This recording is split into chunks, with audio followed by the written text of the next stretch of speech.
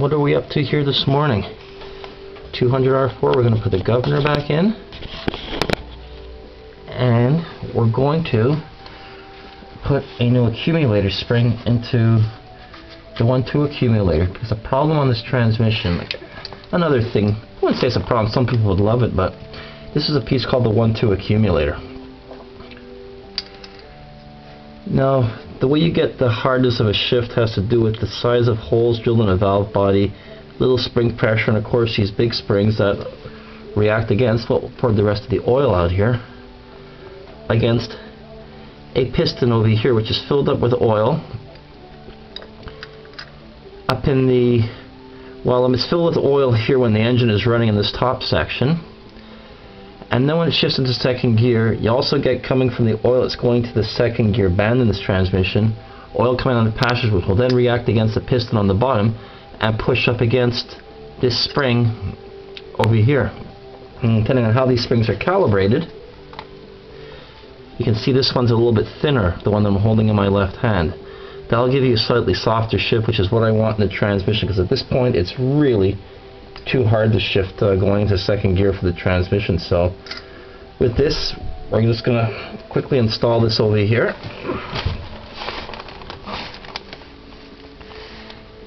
Cleanliness is also very important when working on these transmissions. We have our new spring in for our second accumulator. Again, contortioning and twisting comes in very handy. It's maybe a foot off of the ground, the car. I really don't have too much of an option of where I work on it. Gotta work with what you got, it looks like in life. And that's what we gotta do. We're gonna put that on, if we can catch the threads. Come on, crazy. Let's get, there we go. That thread's going.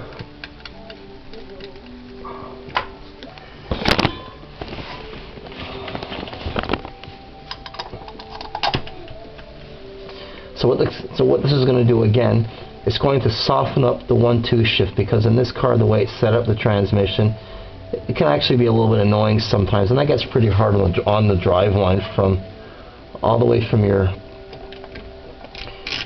output shaft all the way to the universal joints and the final drive itself. But you can also damage the planetary gears inside the transmission. I want to enjoy driving the car. I've had my fun with it, ripping around with it, and with the price of gas, you have to do what's called geezering it around, it looks like now, which means driving it pretty slow. Now we're going to put the governor back in, if I could find it here somewhere. Here it is. Wrapped it like a fresh piece of salmon from the store. Again, cleanliness is very, very important.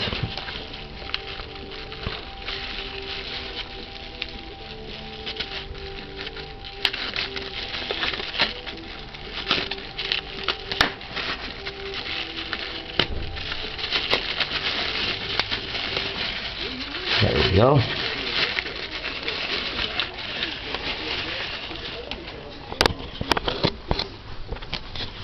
And this will go up into the slot.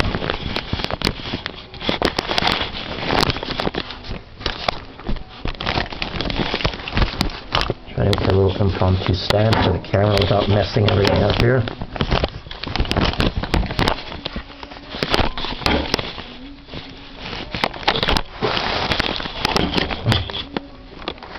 Now, hopefully that's going to give us a decent enough shot. Pull it back in here. Alright. Make sure there's absolutely no dirt on this device. Make sure it feeds in properly into the slot where it goes. Some of these go into the side of a transmission, so it's a little bit easier. It doesn't necessitate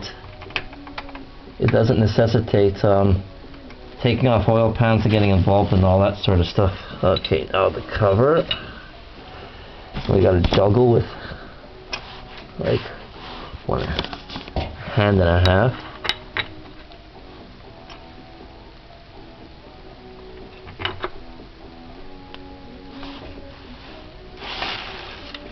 Put screws on there, get it ready.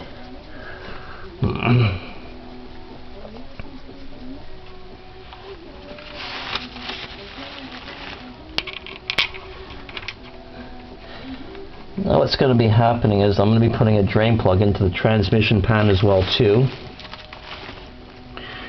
because especially if you want to tinker around with these things, it just makes it much easier to change the fluid instead of having to worry about.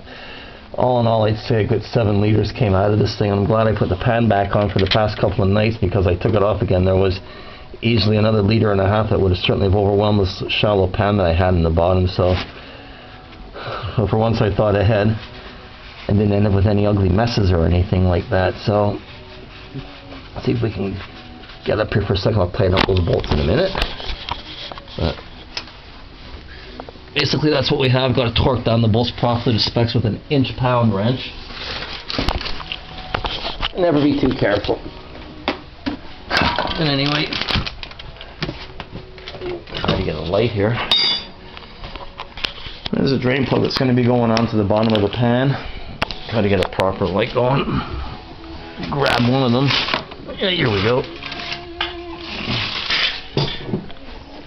A little crowded in the garage.